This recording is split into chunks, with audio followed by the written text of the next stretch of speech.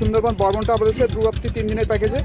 আচ্ছা, প্রথম বলি, যখন আমরা প্রথম ওখান থেকে এসে আমাদের এই বর্মন ট্রাভেলসে এলাম, প্রথম যে অভ্যর্থনা করা, যেটা গোলাপ দিয়ে আমাদের অভ্যর্থনা করলে, আমি ওটা কোথাও আমাদের এভাবে অভ্যর্থনা করেনি।